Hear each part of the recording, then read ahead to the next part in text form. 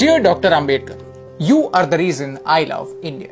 Today is 6th of December. You left the world today, but your values and your work has stayed back.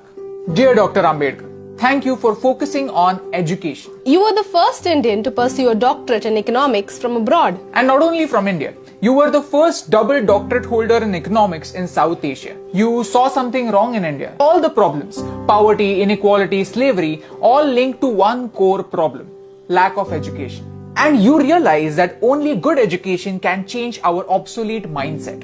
Who would call you backward class? You were forward class, first class. And not just economics, you were the master of 64 subjects, 9 languages and all major religions in the world. Yes, thank you for studying something as complex as religion for 21 whole years.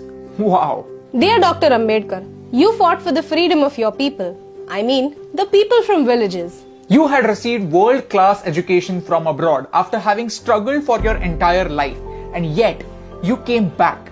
You came back to make sure that your fellow Indians don't have to fight again. Let me tell you a small story from Mahad, a village in Maharashtra where the untouchables were denied access to clean drinking water. You arranged a peaceful satyagraha and gave the right to clean water to the people in your community. This was 2 years before Gandhiji's Salt March. You said, "We are not going to the Saudar tank to merely drink its water. We are going to the tank to assert that we too are human beings." Dear Dr. Ambedkar, thank you for considering knowledge as your true legacy. Your personal library, Rajgriha, has more than 50,000 books and that remains the largest private library in the world.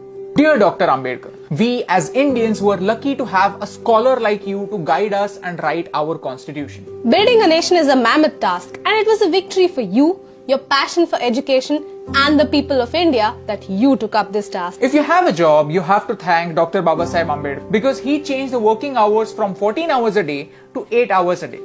Mondays would have been even more blue had it not been for Babasaheb Ambedkar. Today, on one hand, we have the social evils of casteism in the backward parts of India, and on the other, we have something like reservation, which was intended to create equality, to create equal opportunities. I feel sad that both these issues are not addressed correctly but used as vote banks by our leaders. Leaders, I don't think leaders is the right term. I don't think they are leaders, they are politicians because they play games with us. And no matter who wins, India loses. But you taught us to win. When India got its independence, we found the most capable man to guide us into building a nation. And at that time, nobody dared to question the caste of the hand that led us into the future. That was your victory. Your caste, your religion, your last name only determines how you start the game. But how you finish it depends only on you. Your pen was your weapon, your mind was your sword, and your knowledge was your shield. The Ashok Chakra in our flag, the one that adds a little bit of blue in the saffron, green and white, that's your contribution.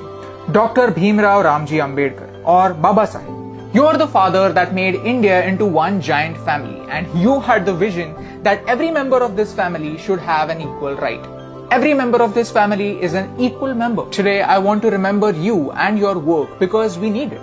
We need to realize that all of our problems have only one permanent solution: good education. Not the one that remains in the books, but the one that reflects in our action. You showed us how, and that's the reason why I love you.